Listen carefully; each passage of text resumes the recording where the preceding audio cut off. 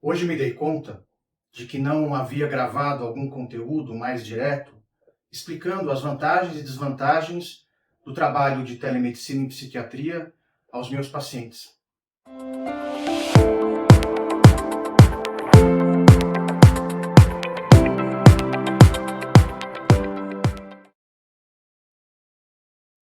A gente entra em certo piloto automático, né, na correria, e vai achando que tudo está funcionando muito bem.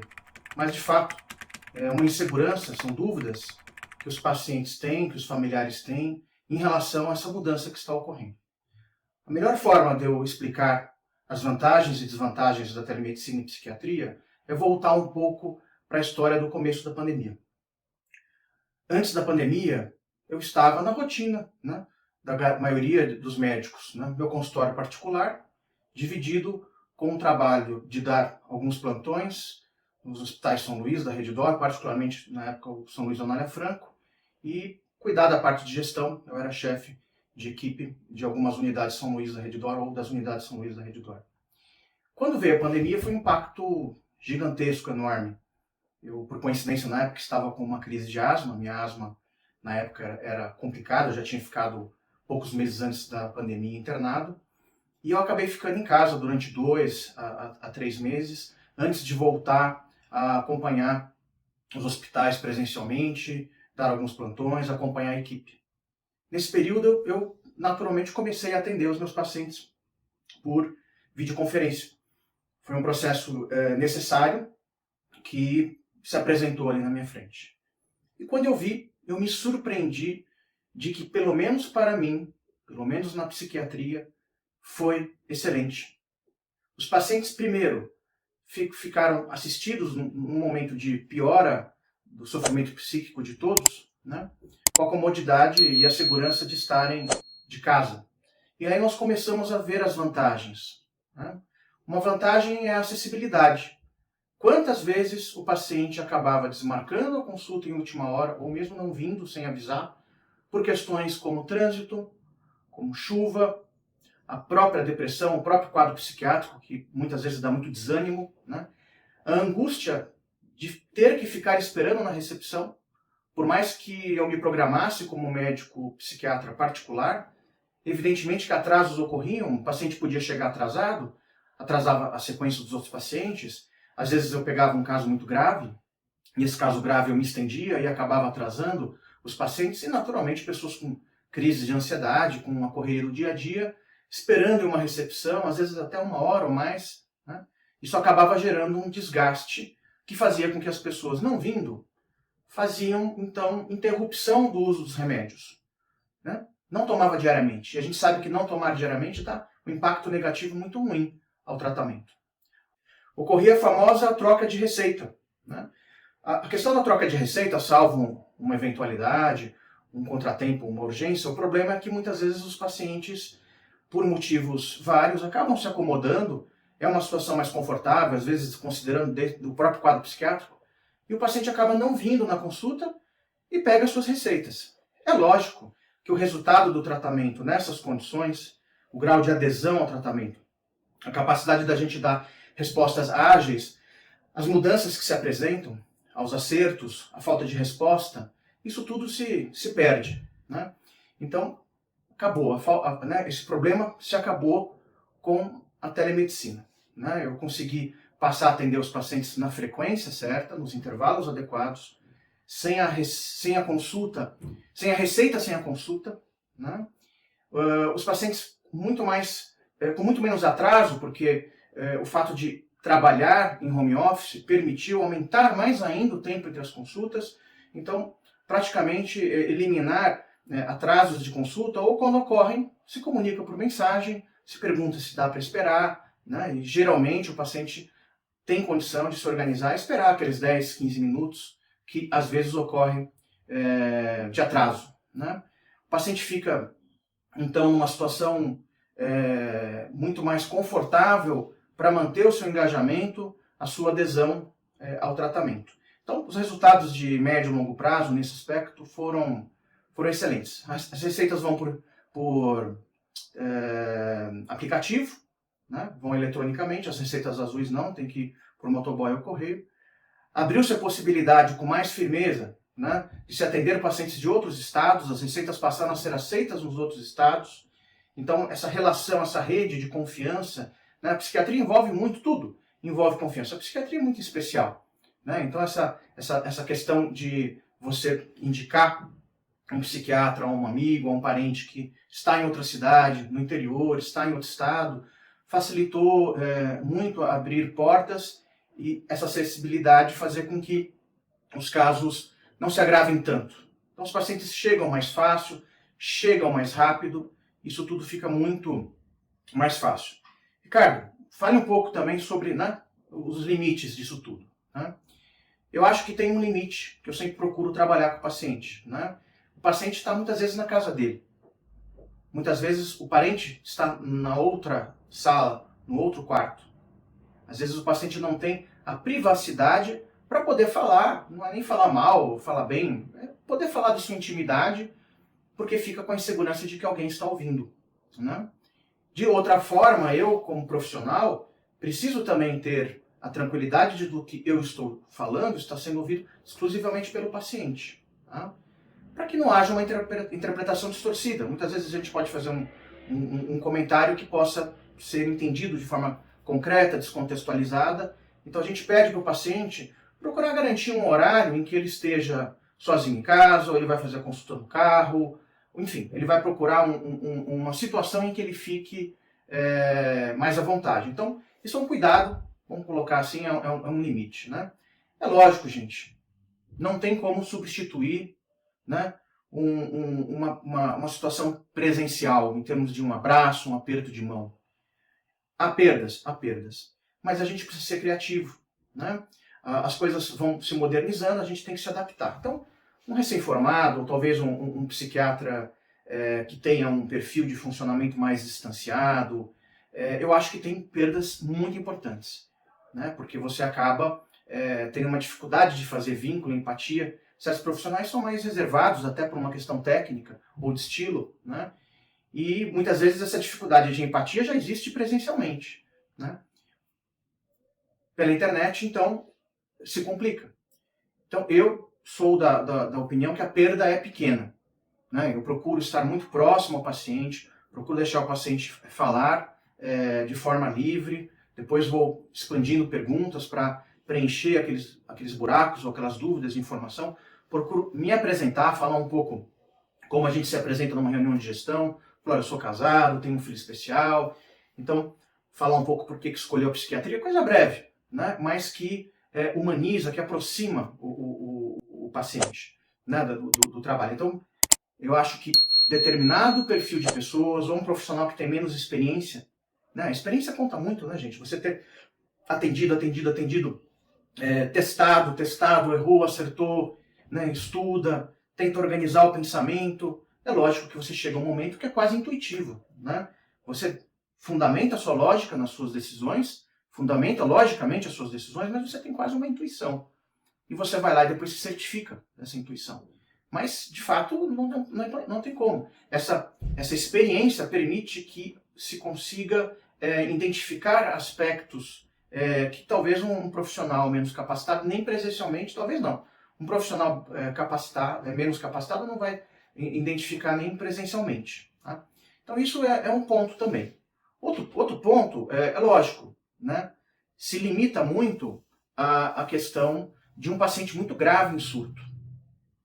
Paciente muito grave em surto, para a gente fazer uma consulta por telemedicina, dá para fazer? Dá para fazer.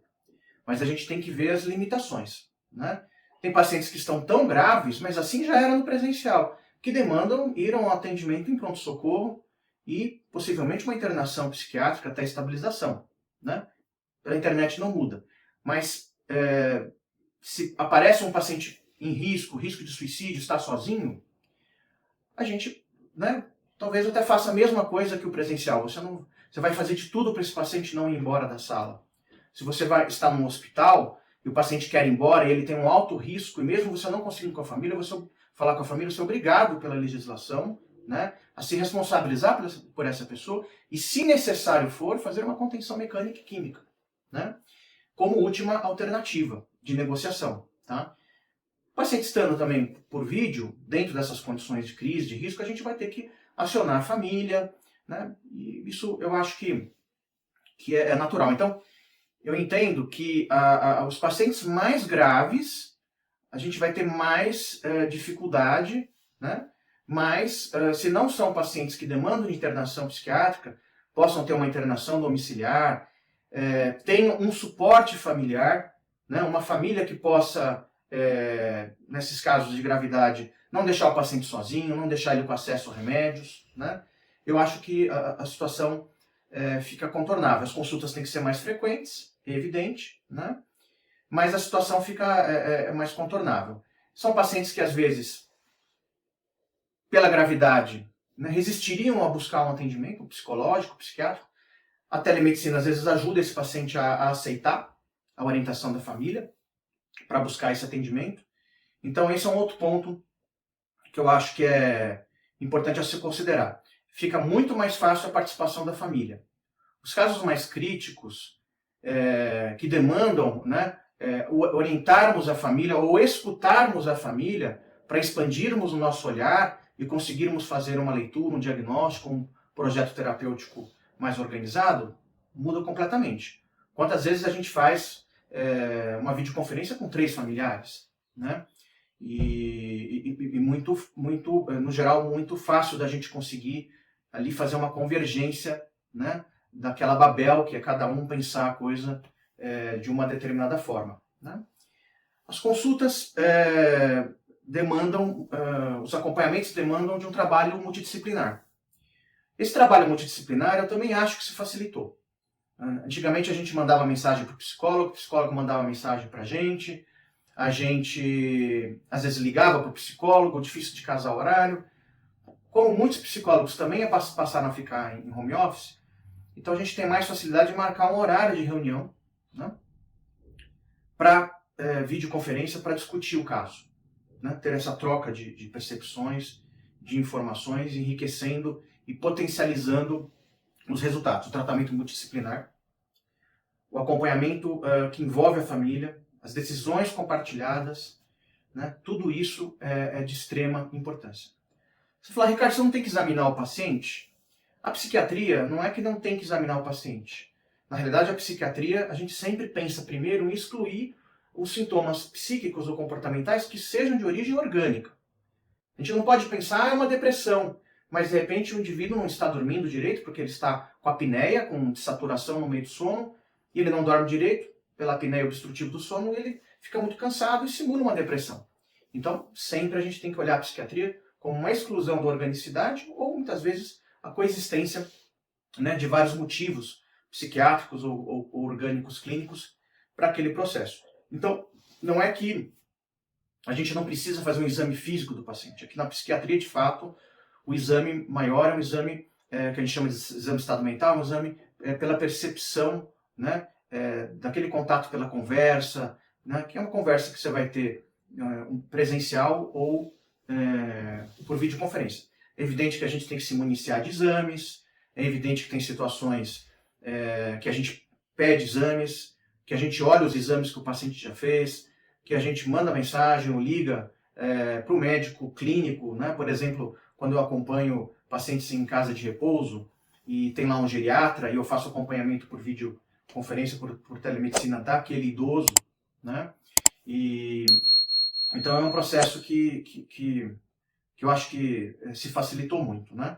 A questão da internet do ponto de vista da comunicação por mensagens, né? Isso eu nem posso dizer porque já tinha antes, né? Eu sou da época, quando me formei, a gente tinha BIP, né? Depois o BIP foi virando um BIP com mensagem escrita e aí a coisa foi caminhando. Então as mensagens, particularmente por WhatsApp, contemplam bastante a nossa necessidade.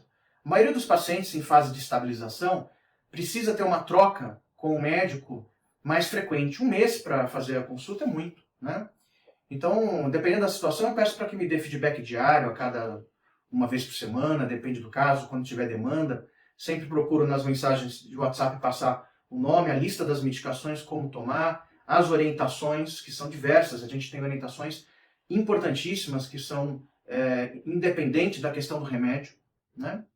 ali coloca-se observação, monitorar, olha, você tem que tomar cuidado para monitorar alteração de pressão. Tem remédio antidepressivo que pode alterar a PA. Você avisa o paciente, pede para ele monitorar a pressão, então você municia o paciente de informação para que ele consiga se observar de uma forma melhor. Olha, esse remédio ele é muito bom, mas dependendo da dose, de acordo com a sua sensibilidade, ele pode dar queda de libido.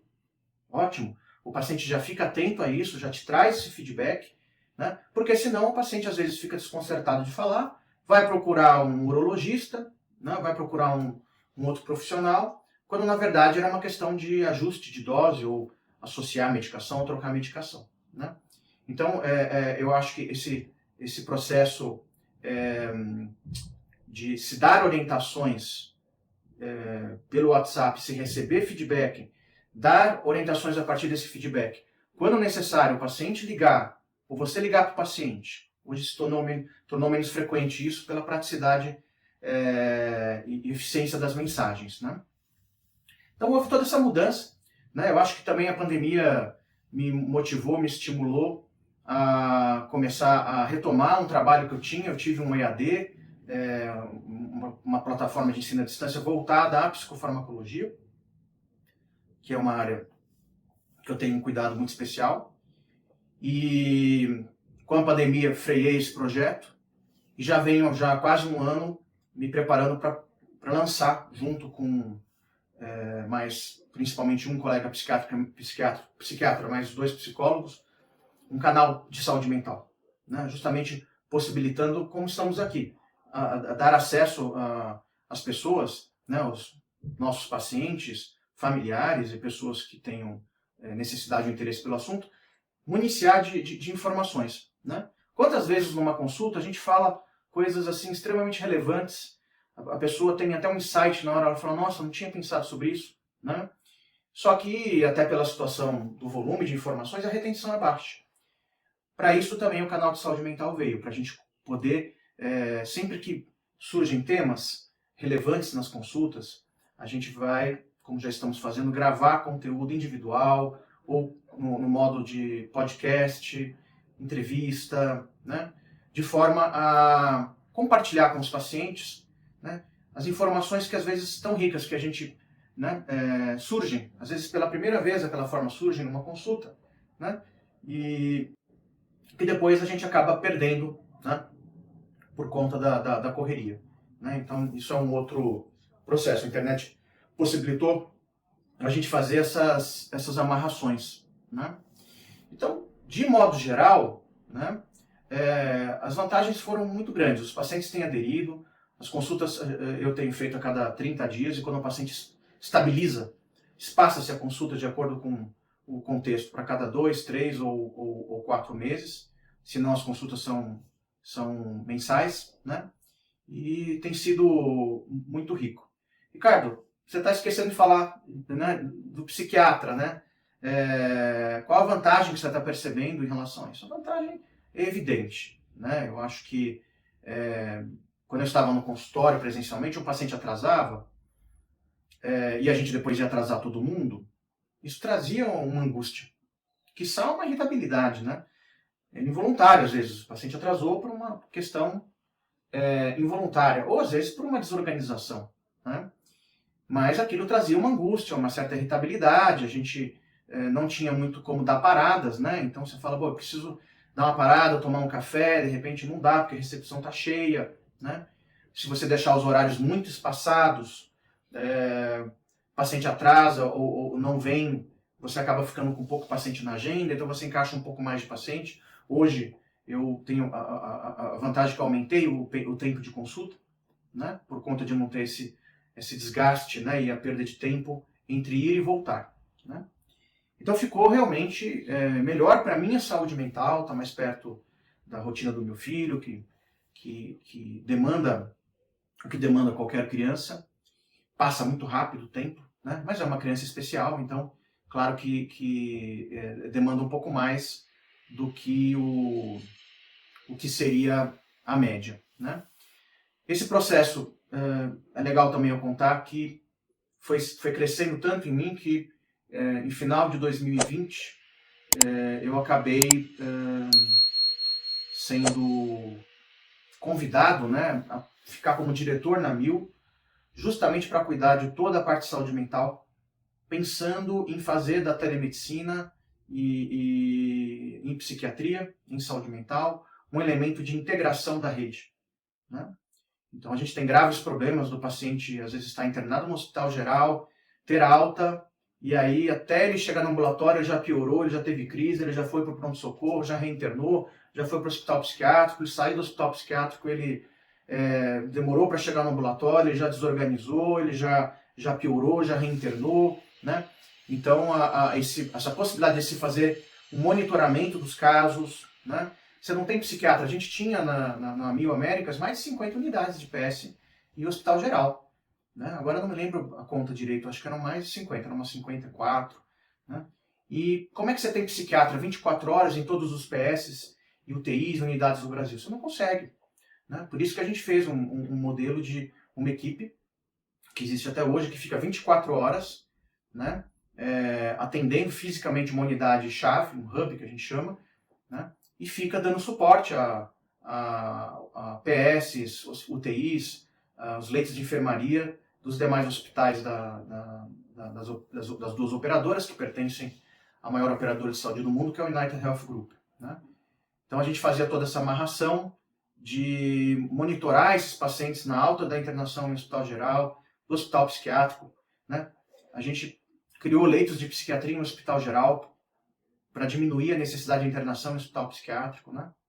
Então, tenho muito orgulho dessa fase. Foi uma fase que a gente expandiu essa questão da telemedicina dentro da demanda que o Covid trouxe, tornando mais acessível um atendimento especializado de qualidade para lugares onde não há condição de se ter super especialistas 24 horas o tempo todo. Então, foi uma coisa muito legal e, inclusive, depois eu acabei saindo para focar mais no consultório, mas esse projeto que já tinha se dado foi inscrito num concurso da United Health Global, né, de ideias, né, e projetos que integram a rede, que é um grande gargalo do sistema. Não conseguir ter integração é onde o sistema sangra, né, os pacientes agravam, se perdem, o custo aumenta. Então a gente ganhou esse prêmio, né, no melhor projeto de integração em saúde. Obrigado pela oportunidade. E no que eu puder fazer, né, estou por aqui. Obrigado. Se o conteúdo desse vídeo foi útil, dê um like, se inscreva, compartilhe e comente.